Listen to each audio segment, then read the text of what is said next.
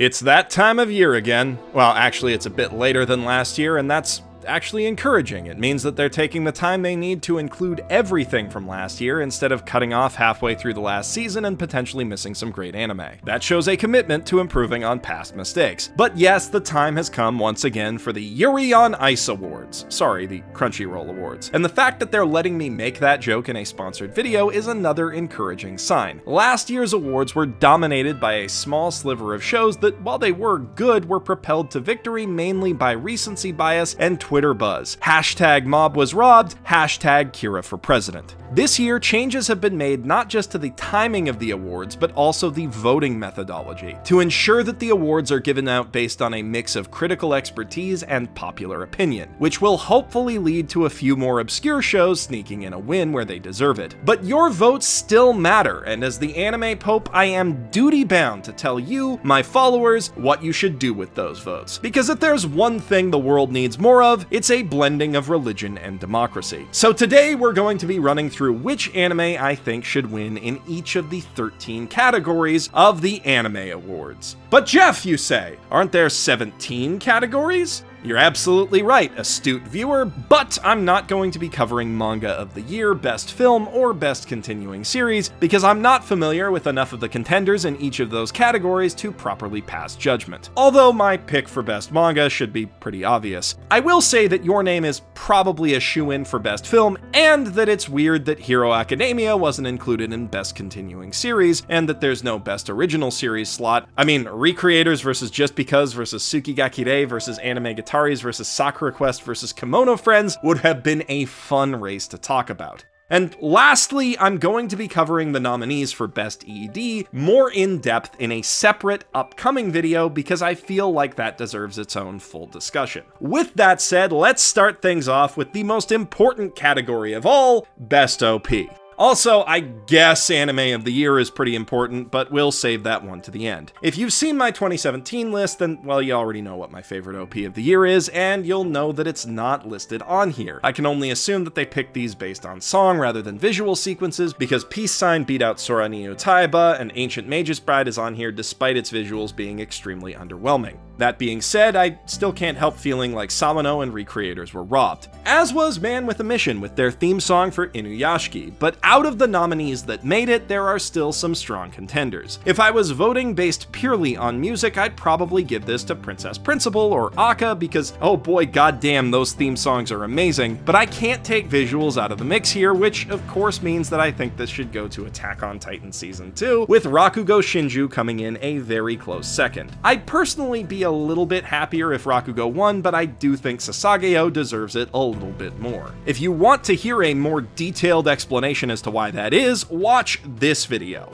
Now, with all that out of the way, let's talk about the character awards. First up is the all-important and highly technical category of Best Boy. Between Fafnir, Deku, Todoroki, Yakumo, Kazuma, and Rei Kiriyama, there's a lot of strong contenders in this slot. I'd have liked to see Best Bro Koiwai in here over one of the Hiroaka boys, but even if he was, I'd still have to give it to my boy Kazuma from Konosuba 2. In most comedies and isekai narratives, the protagonist is a boring straight man, but Kazuma Sato is one of the most delightfully cynical, self-serving, and all-around hilarious main characters in all of anime. His reactions make many of Konosuba's funniest moments all the funnier, and aided by the show's insanely expressive animation, Jun Fukushima absolutely nails both the dry delivery of Kazuma's wittier moments, as well as his more ridiculous and overblown reactions. Kazuma is Best Boy. The other side of that coin is the Best Girl category, which is likewise dominated by an astonishing 3 characters from Hiroaka. And while I acknowledge that Moriko Morioka, Serval, Chise, and Akko all have their place on this list, when it comes to Best Girls, Hiroaka really is in a tier of its own. Unfortunately, for some reason, I can't actually click on Toru's portrait no matter how much I test it, so I've got to give this to one of the runners-up. And while Tsuyu is great, I don't think it could really be anyone but Ochiko. On the surface, she seems like your average standard sweet, pure Genki cinnamon roll, but as we've come to know her, especially over the course of the second season, we've learned a lot about her personal struggles and drive to succeed that has only made her more endearing. The phone call she has with her parents after losing her fight with Bakugo is one of the most bittersweet, heartbreaking moments of this entire year of anime. The fact that that it made me and many other anime commentators bawl our eyes out is a testament to Ochiko's strength as a character, as well as the immense acting talent of Ayane Sakura. I do personally feel that Meteora from Recreators is the real best girl of the year, but I know that she and my second pick Megane are both divisive waifus to say the least, and this is such a broad category that it's impossible to include every potential winner. Plus, if I bring up Recreators in every category that I think it deserves a nod in, I'm going to sound like a broken record pretty fast, so let's move on. Following that, we have Hero of the Year, and the nominees in this category are Deku once again, Gin from Yuki Yuna is a Hero, Ako from Little Witch Academia, Kukuri from Mahojin Guru Guru, Chisei from The Ancient Magus Bride, and Nanachi from Made in Abyss. Again, this isn't entirely the selection that I'd personally go with, but out of all of these, despite my love for Ancient Magus Bride and Hiroaka, I've gotta give this one to Nanachi. Personally, I measure heroics based on self-sacrifice and overcoming adversity, and by those metrics, I don't think anyone else comes close to topping Nanachi this year. In terms of sheer adversity faced, going from an orphanage to a human experiment laboratory in the depths of hell, to being turned into a sentient monster at the cost of your best friend's humanity, I don't think that any character this year has had it harder than Nanachi. Yet she overcame, thrived even, managing to eke out a living in the harshest environment on Earth. Then there's that self-sacrifice bit. Nanachi dedicates her entire life to helping her best friend. There is something immensely touching and emotionally resonant in her quest to save Mitty from her immortal suffering. It's probably the best story arc in an already incredible show, and that storyline carries over to the last episode of the show, giving it a ton of emotional weight. Despite knowing her for just a fraction of the show's run, by the end of the series you end up cheering for Nanachi even more than you do for Reg and Rico.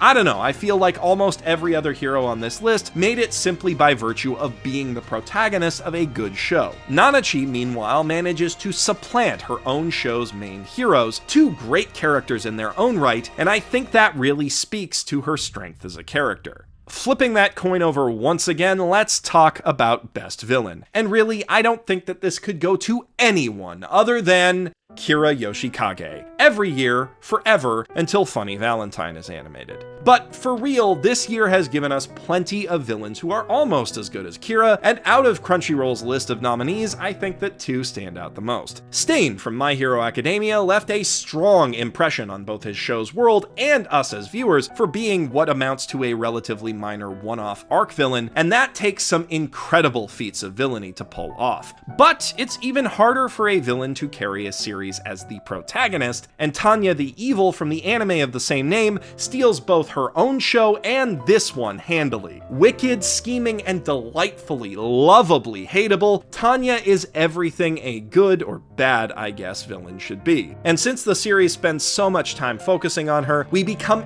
intimately familiar with her villainous motivations and the atrocities that she commits to achieve them on a level that none of these other villains really match. Tanya is a monster, a weirdly relatable monster, and honestly, if we don't give her this award, I think she'll come take it anyway. With the character awards out of the way, it's time to get technical, talking about the best animation, CGI, and music in anime this year. Best score and best CGI are the only two categories where my beloved Recreators got any of the recognition it deserves, and sadly, if I'm being honest, I don't think that I can endorse it in either one. For best CGI, while Recreators does feature some great compositing and modeling, as do Inuyashiki and Attack on Titan, none of those can really compete with Kato the Right Answer or Hoseki no Kuni, two shows that are entirely CGI driven, or Infinity Force for that matter, which really should have come in over Knights and Magic. Hoseki no Kuni, or Land of the Lustrous, pushes the limits of what can be done with CGI emulating traditional animation techniques. The motion in the show is impressively fluid, the characters are remarkably expressive, and its use of color is absolutely breathtaking. And people seem to be slowly cluing in to just how amazing this show looks, myself included, so I wouldn't be surprised or disappointed at all if this won both Best CGI and Best Animation. But I feel like Kato the Right Answer deserves at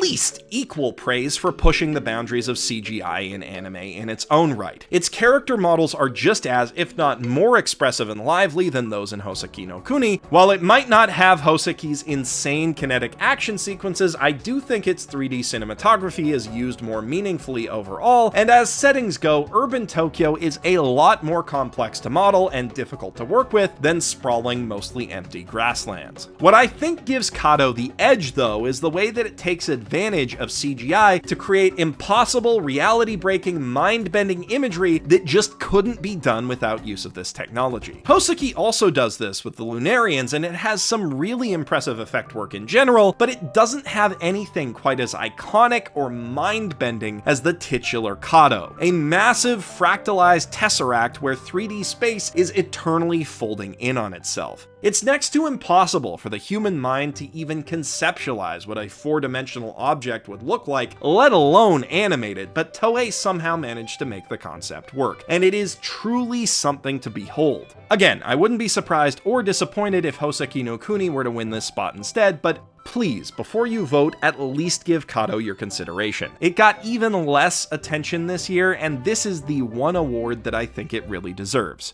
Now, as for Best Musical Score, man, you know I love Hiroyuki Sawano. I think he's one of the best composers working in anime today, and Recreators is maybe his best work to date. The Recreators OST is definitely my second pick for this category, just barely ahead of Hoseki no Kuni and the Ancient Magus Bride, but Kevin Penkin's compositions for Made in Abyss just blow everything else this year away. Evoking a perfect mix of wonder, adventurous spirit, and bone-chilling dread, the score of Made in Abyss is key in bringing its surreal, terrifying world to life. Penkin's tracks perfectly underscore every moment of action, every emotional turning point, and every step Reg and Rico take on their ill-fated journey to the bottom of the world's worst tourist trap. And then there's the insert songs, Underground River, Hanazeve Karadina, and Tomorrow, which were used to create some of the most jaw-droppingly beautiful and moving musical moments of the year. If you're not on board at the very first scene of the show, either the Underground River montage that plays over the first episode's credits, or the way that Hanazeve Karadina is used in the first proper introduction to the Abyss, will instantly suck you in. You would be hard-pressed to argue that any show this year made better use of its music. And if Made in Abyss doesn't at least win this award, I am going to be profoundly disappointed. That brings us to Best Animation, where the contenders are Hoseki no Kuni, My Hero Academia, Kobayashi's Dragon Maid, Sangatsu no Lion, Little Witch Academia, and A Silent Voice, which, as a feature film, kind of wins by default. It's a matter of scale. No matter how impressive a TV anime looks, a feature film production is always going to have more money to blow on animation and more time to spend polishing that animation up. All of the other contenders are gorgeous shows, but they can't really compete with the detailed effects work, the subtle expressions, or the sweeping, triumphant Sakuga moments that KyoAni created for this film. Even if Your Name was in the running, which by all rights it should be, I think A Silent Voice's character animation would edge it out. But without that competition, it's really no contest. That said, I fully expect My Hero Academia to win the popular vote for this category instead, because I'm a cynic like that. Though Hiroaka does certainly deserve its share of awards, and its animation is great for a TV show. And that is as good a segue as any to get into talking about the genre awards. The awards for the best shows in each genre, leading up to the anime of the year. And since we were just talking about My Hero Academia, we may as well talk about the category that it wins handily: Best Action Series. Yeah, I'm not gonna pretend to be coy about this one. There were some incredible action sequences in all of this year's contenders: Fate, Hoseki no Kuni, Iron-Blooded Orphans, Kekai Sensen and Beyond, and of course the perennial favorite Attack on Titan. But if I were ranking the top 5 fights of 2017, the top 3 at least would all go to the second season of My Hero Academia, which managed to tie 3 moments of monumental character growth to 3 of the best choreographed action scenes I've ever had the pleasure of watching. And if I was doing a top 10 for 2017, it could easily fill out at least half the list. I know this choice isn't even remotely surprising, but there's a reason for that. The fight with Stain alone would be enough to give Hiroaka the win, as would Deku vs Todoroki or the All Might exam, but when you stack all of those fights on top of each other, with all of the fights from the final exam arc, not to mention the Yes, Giguk, that. Not to mention Little Suyu's big filler adventure, nothing else this year really beats it. Hero Aka is just the best straightforward action series we've had in years. The competition for the other genre awards is a bit tighter though. Depending on your tastes, Girls Last Tour, Sakura Quest, Recovery of an MMO Junkie, Kimono Friends, Demi-chan, and Tsukigakure are all immensely deserving of the Slice of Life award. Although I'd maybe throw Just Because in there in place of Demi-chan, and I wouldn't be upset if any of them won this. It would be really cool to see Kimono Friends pull out a win here because it was definitely the biggest surprise of the year, but purely based on my personal tastes, I'm gonna be voting for Recovery of an MMO Junkie. The subject matter and underlying themes of the story really speak to me, and I love the show's whole cast of characters to pieces. Plus, from a dramatic standpoint, the plot hook of would-be lovers falling for each other in the real world while being best friends in a game where they play opposite-gendered characters is really interesting and compelling. It gives the show a narrative drive that a lot of other slice of life series don't have, which in turn gives the series a much more satisfying conclusion than many of its contemporaries. MMO Junkie is my pick, but again, I wouldn't fault you for picking any of the other options here. Gaming was also a running theme in many of this year's contenders for Best Comedy, including Mahojin Guru Guru, which was robbed I say, of its rightful place on this shortlist, as was Anime Gataris. Out of the shows that did make it, I had fun with basically all of them. Maid Dragon, Little Witch, and Osamatsu-san are all great shows, and I made a whole video talking about how much I love gamers and Suredore children in the summer. But come on, Konosuba 2 came out this year, and nothing else managed to make me laugh even half as hard as the continuing antics of Kazuma and his band of merry idiots. From meeting Yunyun and Darkness's family, to seeing the masochistic knight possessed by a demon, to Kazuma's faith in humanity destroying run-ins with the devious Axis cult, almost every single episode of this show's second season had me laughing so hard I was crying. The jokes are brilliantly layered, the wordplay is on point, and the acting and animation make every line 10 times funnier. Konosuba is the reigning king of modern comedy anime, and it deserves to keep the crown this year. On the other end of the spectrum from raucous, laugh-out-loud comedies, we have sob quietly in a corner dramas. And I don't think that my pick for this spot is going to surprise anyone either. I liked Scum's Wish and Aka, loved Maiden Abyss and Ancient Mage's Bride, and though I haven't caught up on Sangatsu no Lion, I know that the show is absolutely my brand, but Shougen Roku Rakugo Shinju Season 2 was as close to perfect as dramas get. Carrying on both the brilliantly written storytelling and the stunning direction of the first season, which was far and away my favorite show of 2016, Shougen Roku Rakugo Shinju is a masterpiece. It ties up every important loose end left dangling at the end of the first season, delivers great development and closure for the show's cast of deep, believable characters, and builds up to an emotionally complex, satisfying conclusion. The first season was written in a way that it didn't need a sequel, but I am so grateful that it got one this good. Rakugo Shinju is one of my favorite anime of all time, and this second season is easily the best drama of the year. But is it the best show, period? That's a tough question. And not just because I liked Recreators, which was once again snubbed that little bit more. Anime of the Year implies more than just quality. It's a title that carries with it a sense of broad cultural importance and impact. And while last year the gap between Rakugo and Mob Psycho, and then Mob Psycho and everything else, was so wide that I had no qualms about saying it deserved Anime of the Year, this year it feels like it's a lot closer. Maiden Abyss isn't quite as strong as Rakugo in terms of direction or writing, and it doesn't have nearly as satisfying a conclusion, but its world is so vibrant and detailed and interesting, its characters and plot are so compelling, and its use of music is so good that I can't just dismiss it from the running. And the fact is, it reached a lot more people than Rakugo and will likely have a bigger impact on the anime industry moving forward. And if we're talking about impact, Little Witch Academia was a landmark title for so many reasons. It's arguably anime's biggest Kickstarter success story. It is, for both good and bad, the show that set the tone for the conversation around Netflix original anime,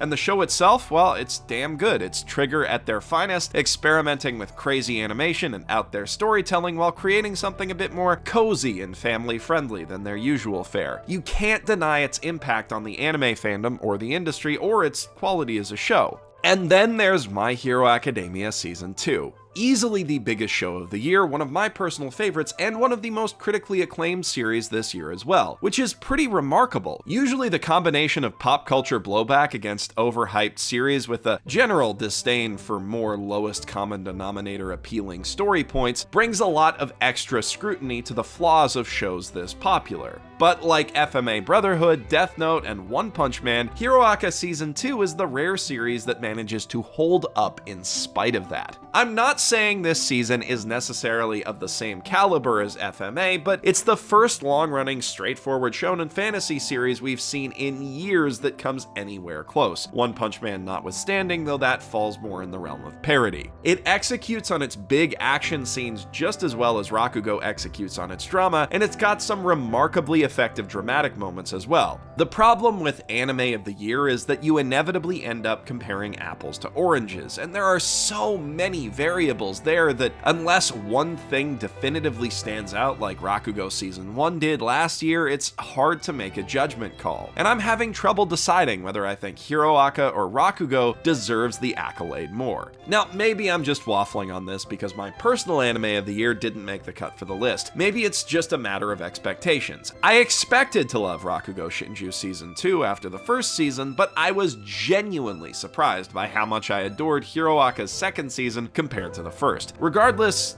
I think I have to peg My Hero Academia as anime of the year, at least as far as the Crunchyroll awards are concerned. The series really stood out for its animation quality, its action, and its character writing. It raised interesting philosophical questions about what it means to be a hero and stand on your own feet, and it delivered some of the best classic-style shonen storytelling we've seen in years. Also, the OPs were great. It's a show that reminds me of why I first started loving anime, and if that doesn't make it anime of the year material, well, I don't know what does.